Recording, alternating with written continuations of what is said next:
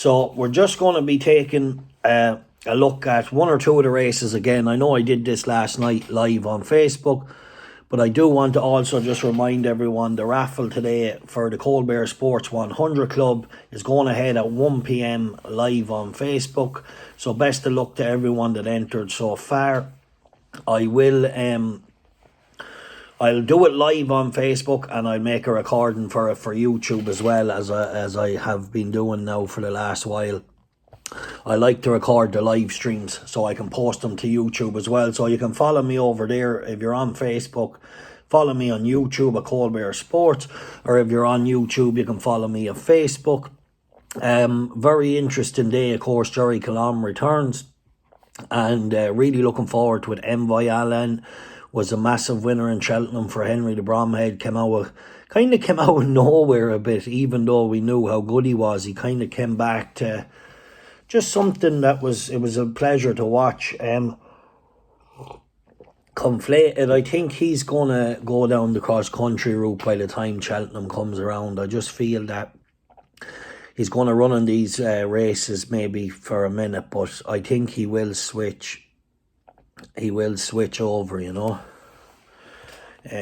That's my gather. Look, my thinking is Jerry Colomb should take care of these, as the race meeting was called off a couple of weeks ago. He has another extra bit of fitness to play with. You know, he's a fortnight to play with extra ahead of his attended target, and as I mentioned, the way Gordon Elliott's horses have been running, I think he should be ready for this.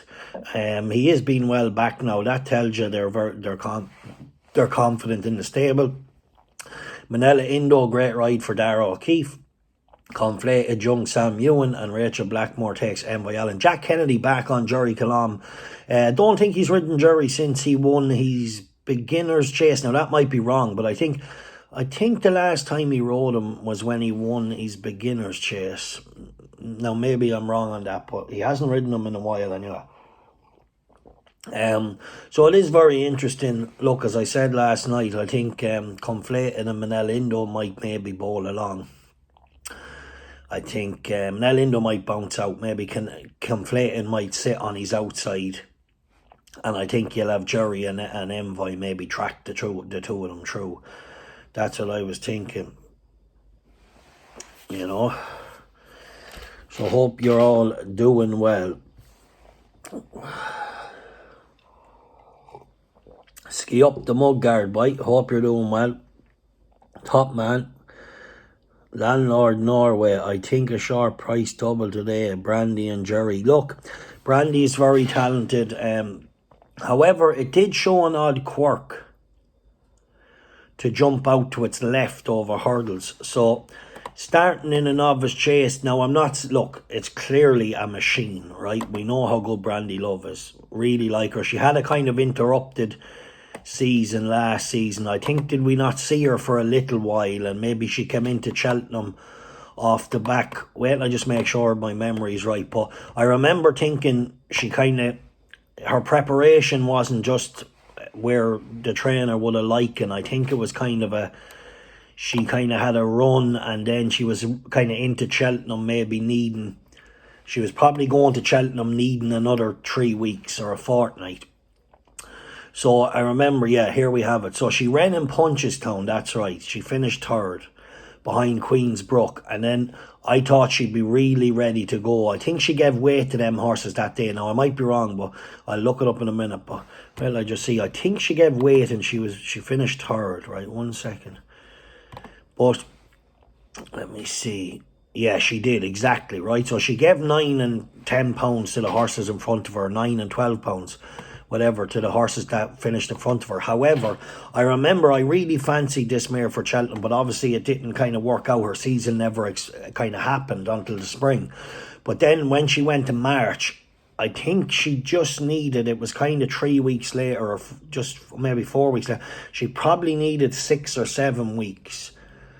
And she didn't get it, and then she kind of disappointed a bit in Cheltenham. But there was once or twice where she jumped out to the left. I think it was in Fairyhouse. So over fences today, she is a class apart from on form. But something that happens over hurdles could be exaggerated even more over fences. Harmonia Maker tends to run very well fresh. She's 16-5 for Tim O'Driscoll and Gordon Elliott. Now, I think, if I'm right, Harmonia Maker is like her best performances where she smashed Law Ella. So I'm not going to jump on Brandy Love and back her today. In fact, I'm just going to watch the race because of the fact of the tendency to jump out to the left. Now, she mightn't do it at all, but if she does do it over fences, it could get very exaggerated. And Harmonia Maker, although it hasn't maybe the natural class of Brandy Love, she could have an evener that would bring them closer together, and that would be if Brandy Love maybe jumped out to her left a fair bit. But I'm going to say Harmonia Maker can run really well first time up at a price. Shit, you're worrying me. I'm cashing out. No, don't listen, Adrian, this is just me. I believe Brandy Love is by far the most talented, but I also know how vulnerable she can be to maybe, or not vulnerable, how vulnerable she could be on the day if she decided that she was going to jump left over the fences.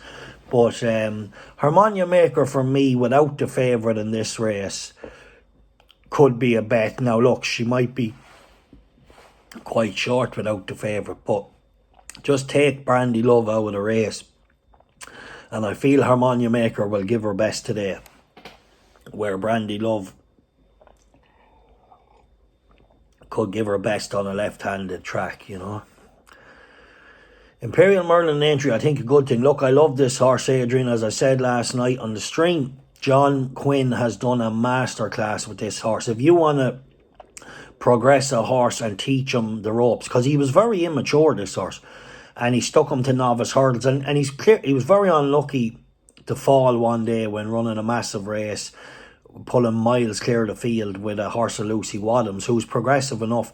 And then when he finished second, there was no harm in that. He was given £7 in a novice hurdle. I would say he'd be a night. I'd wait there now 1 second. I'm just going to pull up that race, but I'd say I'd like him on nice ground. You wouldn't want the ground too bad, but I think he's very progressive. The track will be fine because he won around here, so something very similar. But I just think, 1 second now. Let me see for 1 second. When it got beat in Kelso, I feel it was soft ground that day. 1 second now. I just want to pull him up for 1 second, because this was a horse that I have noted a long time and I really like him. I was hoping he was going chasing, so I don't know why he's not. Right. Yeah, so when he got beat, it was heavy. Now, he has plenty of form on good to soft, and he won by 17 lengths on soft, but that was in Catrick, and he was just by far the best horse. But look, the ground today, as long as it's not raining at Aintree all day, I will go ahead and have a bet. It is soft. He would not want it any softer than this. So just wait till the off. Maybe watch the first couple of races. And if you feel like the ground isn't too bad, go for it. A horse that does handle cutting the ground is Risk and Roll, a 9-year-old who bolted in over fences the last day, and I nearly vomited that I didn't tip it up. But Risk and Roll likes a cutting the ground. It's in really good nick the way it travelled through the race in Uthoxter, and it never looked like losing. So maybe that could be a little interesting. A quick mention on I Will Do It in here. This is a very classy horse. He landed a monster touch for us in the Classic Chase at Warwick. He also landed a monster touch for us when he won the Grand National. So, look, very interesting. But look, for me, Imperial Merlin, I see the ground is the only thing, but he's clearly a very good. If it was good to soft ground, I would say Imperial Merlin all the way. Icara Allen's interesting. It's up to 3.5. I don't know about the trip, But the way it ran in Listowel the last day was never putting the race and staying on. But, you know, I just think this, I don't know, 3 mile, like, it's clearly a talented horse. And I don't know what its best trip is, but, like, it shows promise over 2. It's strong at the finish, maybe 2, 3 and stuff. But over this trip, it might just struggle late. However, he's probably a classy enough individual. Weather is fine all day over here. Well, England, maybe then you could go ahead and play like 127 for Imperial Merlin is more than fair. He is a horse that has had a lovely career, a lovely progressive career. Like I said, he had the 1 defeat on heavy ground, and he was still in there pitching when he fell. When he fell against the horse of Lucy Wadhams. Right, lads, if you want to get your ticket for the raffle, I'm going to go ahead and do it today, 1 p.m. live on Facebook. And yeah, like I said, get your tickets in, and we shall get this done, get someone to win a share. Also, if you want to buy a share, check out the post for the Coldbeer Sports 100 Club. 2 horses. You know the drill, 1 in England, 1 in Ireland. Mafia Power ran a really nice race, first time over hurdles. Will improve plenty for his experience, and looking forward to him. Like I said, everybody's extremely happy with him. Trainer was happy, jockey was happy, and everyone was happy. Everyone involved in the horse was happy as well. Also, the colt we have is a yearling, Camacho yearling. He has been broken now. He's been pleasing really nicely on the gallops. He's going for his break now, and then he'll go to Paul Flynn's, and he'll run at the first meeting on Dundalk, the first 2-year-old season, or first 2-year-old race of the season at Dundalk. He'll be ready to go there, please God, barring any, you know, setbacks in training. But he's done really well. He's been beautifully broken, and we're looking forward to him as well. I've got nothing but great reports from that horse. So, right, if you want to get involved, yeah, West Balboa, is a very interesting horse. Brewing Up a Storm has serious class, lads, right? Brewing Up a Storm has serious class. But let's just go to that race for a minute. So, Brewing Up a Storm is a very classy horse in a small field, middle distance hurdle race. This is his bread and butter.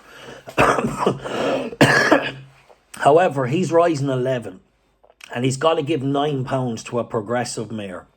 Miller's Bank was a Grade 1 winner for Keelan Woods and Alex Hales in entry over fences. So he has a bit of class as well.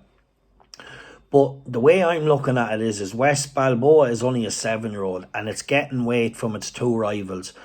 And I'm sure the Skeltons will be extremely disappointed if it can't progress enough to beat these 2 whilst getting the weight. Alright, take care and God bless. If you want to get involved in the raffle, I'll attach the details to this post, and on YouTube I'll put them down in the comments. Alright, best of luck today, however you play it. Cheers.